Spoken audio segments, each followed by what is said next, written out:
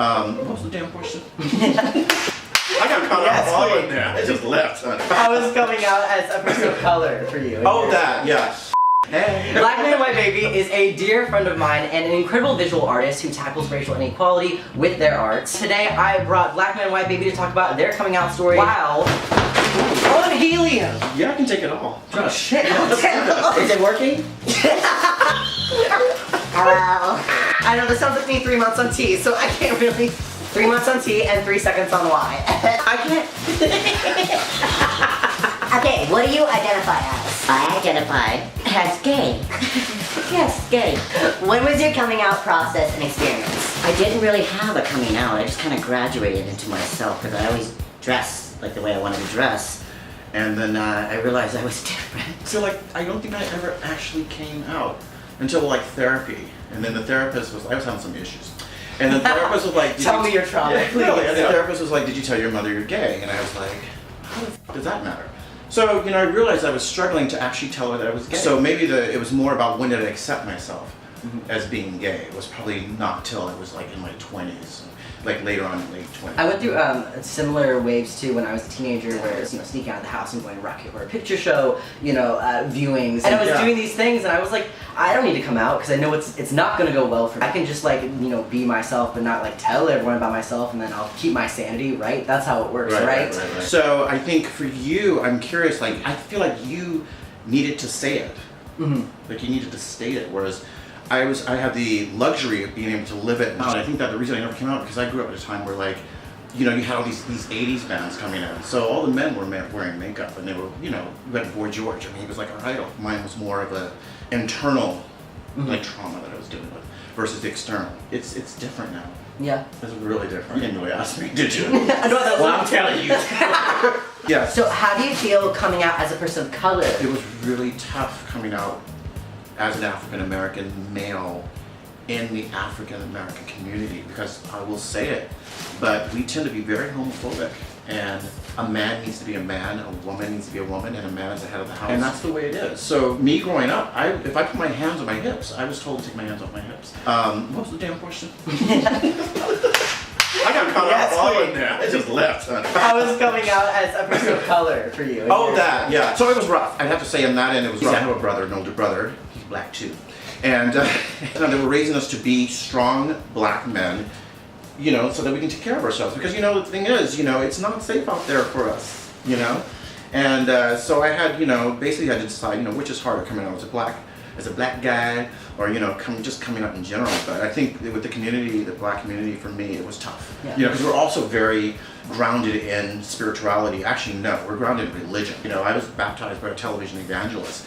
At the age of 13, he's African American, an African American church, the largest church in America. So obviously that had an impact on me, and it was really tough. My first ever coming out experience, I told my father that I liked guys and girls, and I remember he hugged me.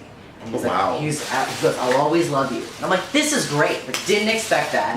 And as he's holding me in his arms, he goes, but you're still going to hell. Oh! So I started laughing. Laughing though, because I was like, oh, we can make jokes, like out the gate. That's what I was thinking. I thought we were making a joke. So I started laughing. And he pulls back and goes, no, I'm serious. And I'm sorry, you're how old at this time? I was 18 or 19. That's like child abuse. I don't know, that's awful. Yeah, I never had and I don't think I still have, that movie moment where someone's talking to you, but you just can't hear them. And he just started telling me about Jesus and all this stuff, and then it was, you've got 2 days to tell your mom or you can't live here. Then it was the next 2 days, it was this whole thing where I remember watching TV with my mom in the living room, and, he said I had 2 days. I remember he walked by us and he goes, TikTok, and keeps walking. It was crazy psychological, well, I'm sorry, what? Let me just tell you something about myself and hopefully you still love me. That's... Oh yeah, that's I'm going to start crying. I'm so emotional about shit. That's oh my gosh. Yeah. Oh my god. How do You're so sweet. I know. Sorry. You're so sweet. I appreciate that. That's really awful. I mean, I don't know how at that age you were able to process that and go through that. I mean, it's really horrific. I don't know. Just leaving speechless. So I'm glad you're here. So you're so sweet. I'm glad you're here too. Yeah. Wow. Sorry, I didn't know this was gonna happen. No. Hope you like Oprah Winfrey. Got me crying and shit. Oh my god. Okay. For me, I had someone recently. I was telling them about my story, and they were like, "I I'm sorry you had to go through that. And I haven't heard that in a while. Yeah. And I had a moment, I paused and I was like, no, it's okay, because the person I was before the coming out, it's not that I was any like less me, but just before I came out, I was very dependent on my family because I was an only child. And I think only children can go two ways. It's either like you are very independent and it's like I get away with everything, or you're like best friends with your family, and I was like best friends with my parents. So I was very dependent, and then after coming out, it was like all the pictures of me on the wall are taken down. Like it was drastic, so I had to figure it out.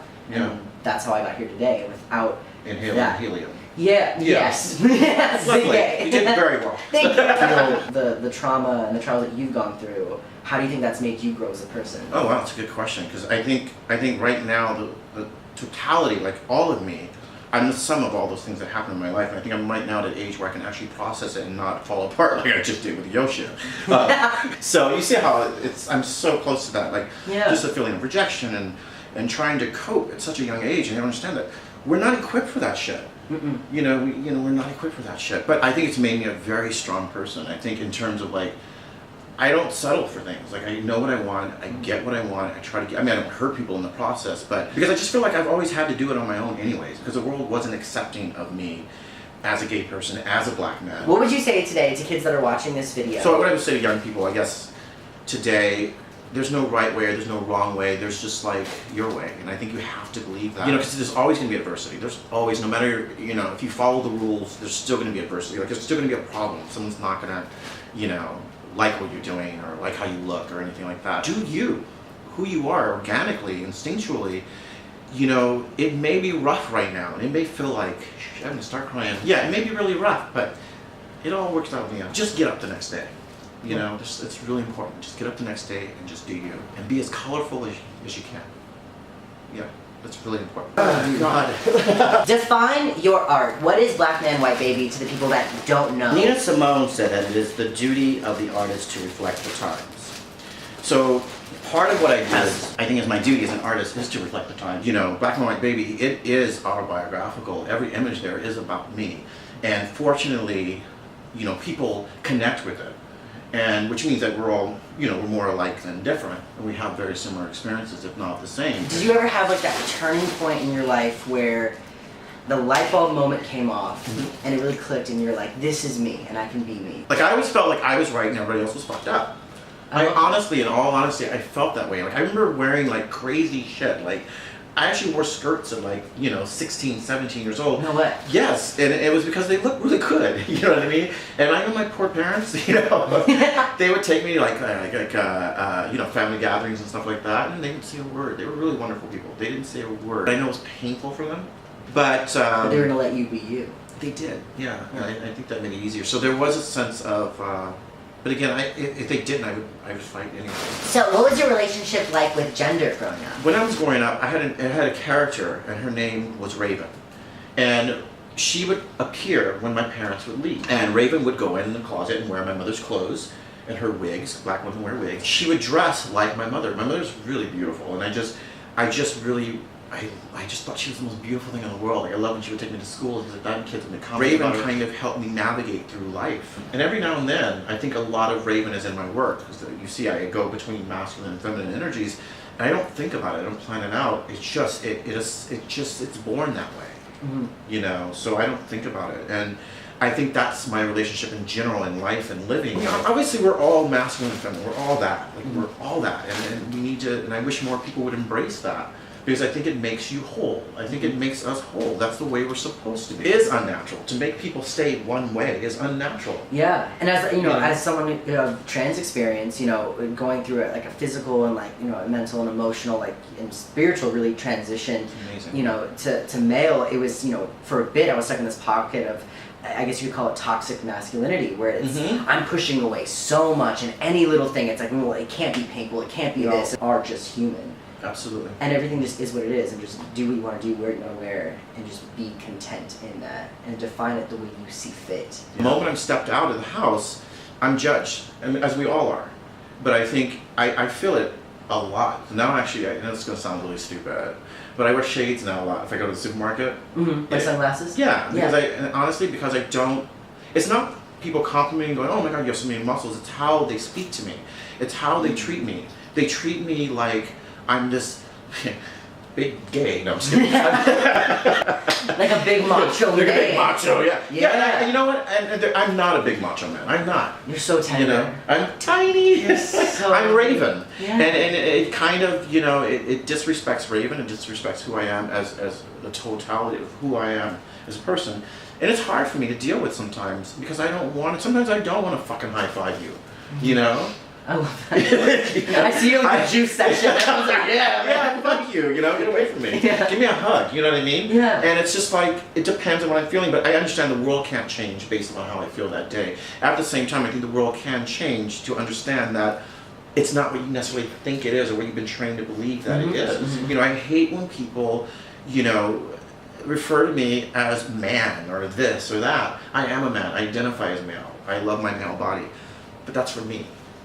You know, it's not to give you power over me and tell me how I should act or how I should behave or what I should fucking wear or anything like that. So, yeah. You are so wonderful, and I'm so happy for all these kids to be watching this video. High five. Oh my God.